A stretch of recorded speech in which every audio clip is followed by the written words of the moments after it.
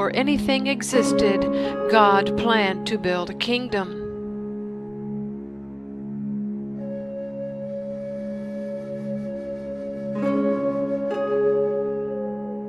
The kingdom was still an idea in God's spirit. Every kingdom needs a structure if it is to be built. God's kingdom structure is the Torah, His laws.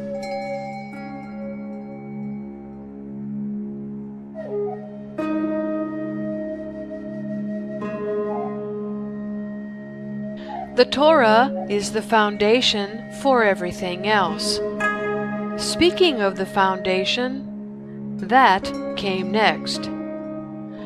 God created a foundation stone to which He added earth, water, and atmosphere.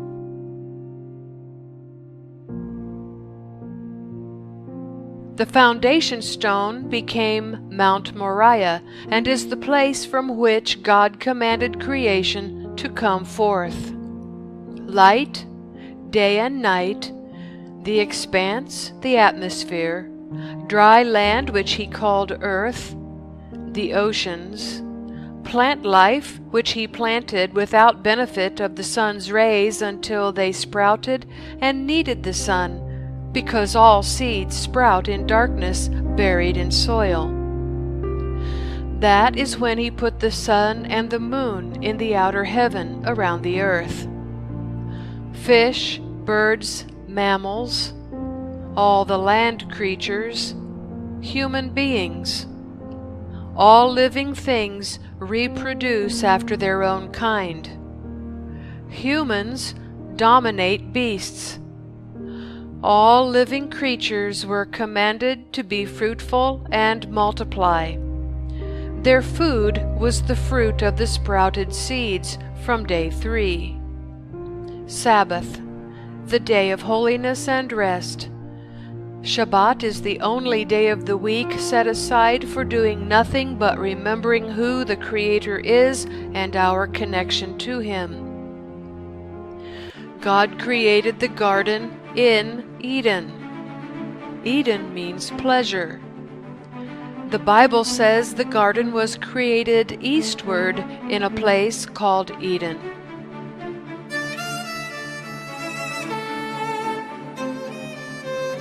But eastward from where? Eastward from the place where His temple stood atop the foundation stone, from where He would walk in the cool of the day.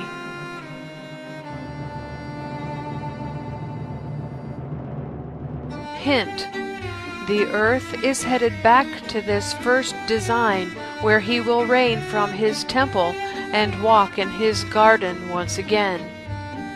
God's temple will stand once again on Mount Moriah, known today as Temple Mount. Revelation explains the end, how the earth and mankind get back to this first utopia. Genesis, the book of Bresheit, explains the mess the earth and mankind go through struggling to get back to Eden by going forward. Not for all mankind, but a specific people. God's kingdom will only include those who choose to be there and show it by doing what their first ancestors would not, committing themselves to keeping all of His commandments, His law, His Torah, and having faith in His plan of salvation. Being in God's kingdom became a choice for mankind when Adam and Eve chose a different path for themselves and their children. That happened because another created entity, one who thinks he is smarter than God, tempted the inexperienced pair and won, temporarily. 2 kingdoms have overlapped on the earth since then. The correct kingdom is the true and holy one, built on the foundation stone that is now Temple Mount, a symbol of righteousness, the Torah, and God Himself. The other is a lie, a matrix run by God's enemy, the serpent, overlaying the true kingdom. The serpent is Satan, the devil, the liar, the father of darkness, whose kingdom will disappear.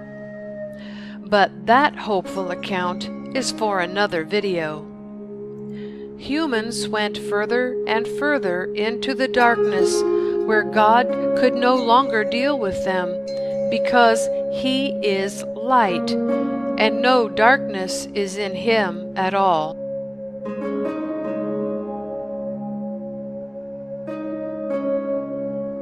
By the end of the Bresheit Torah portion, God has decided to remove everything that has been defiled and which defiles the earth. Everyone, that is, except one man and his righteous family of commandment keepers.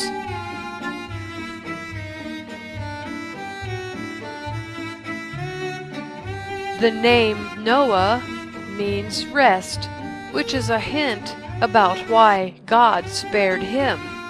Apparently, he was keeping the Sabbath, which leads us to believe he kept the other Torah commandments too.